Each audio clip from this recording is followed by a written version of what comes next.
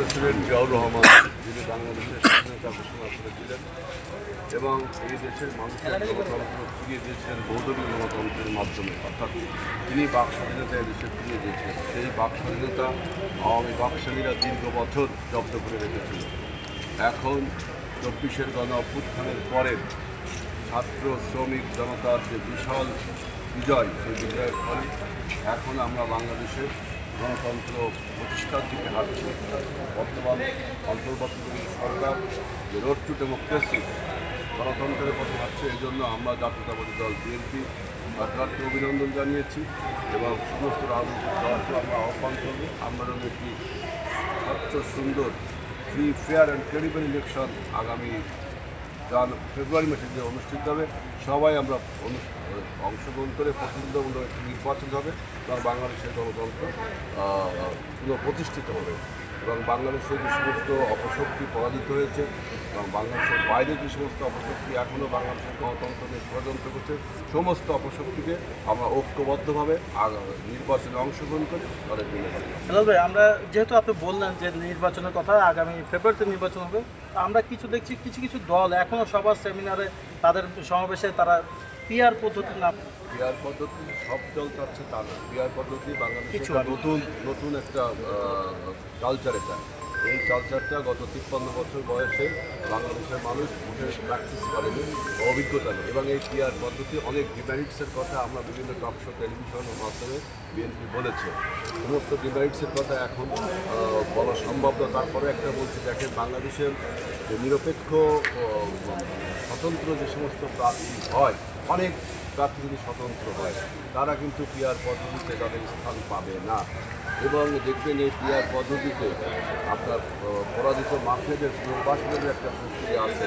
যদি আজকে আওয়ামী লীগ তার নাম বদল করে, তার মার্কার চেঞ্জ করে স্বতন্ত্রভাবে ভোট করে, তাহলে কিন্তু যেই ভোট পাবে আমি মনে করি অন্য যে রাজনৈতিক দলগুলো তাদের থেকেও কিন্তু বেশি ভোট পাবে, তখন পিআর পদ্ধতি তারাও সংসদে স্থান পাবে। অর্থাৎ এই দুইটা ডিমেরিট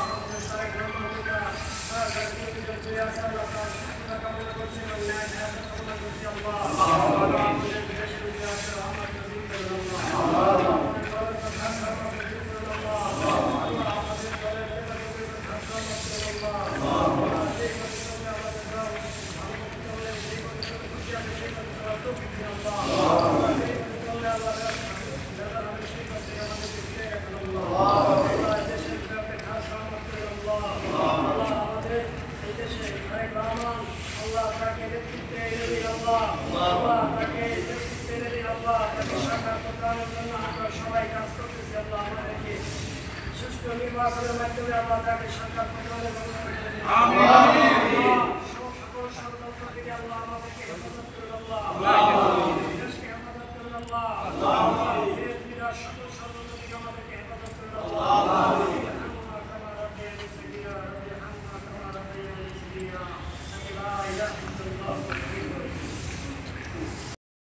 শহীদদের মাঝে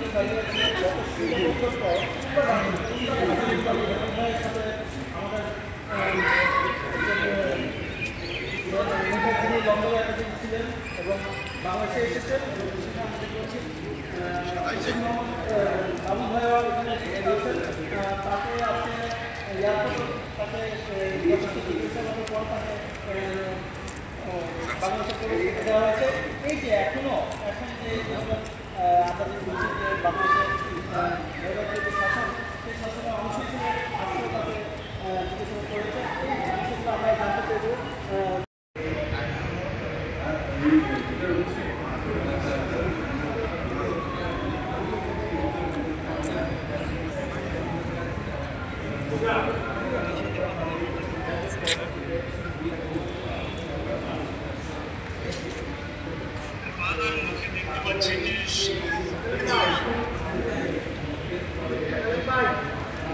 It's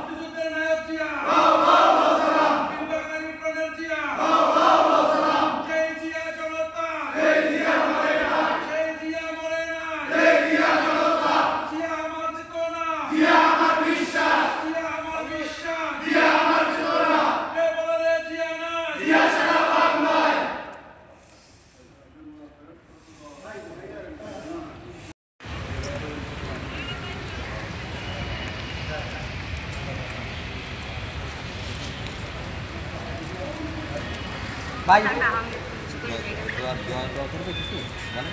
মনে হয় ওই জায়গা থাও ওই জায়গা ওই জায়গা না না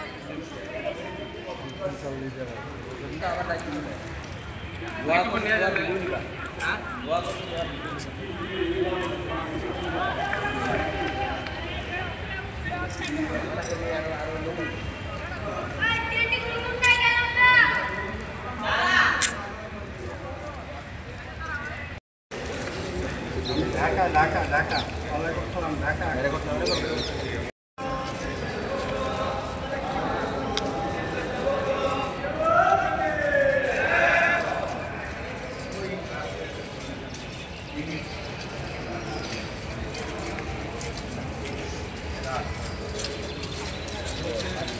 সবাই তাকে ভালোভাবে স্মরণ করে আসো আসো আমি যদি মাদারে যাবো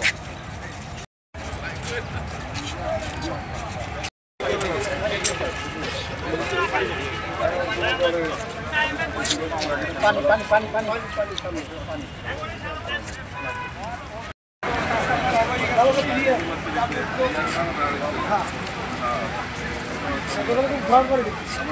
আমাদের সাথে আছে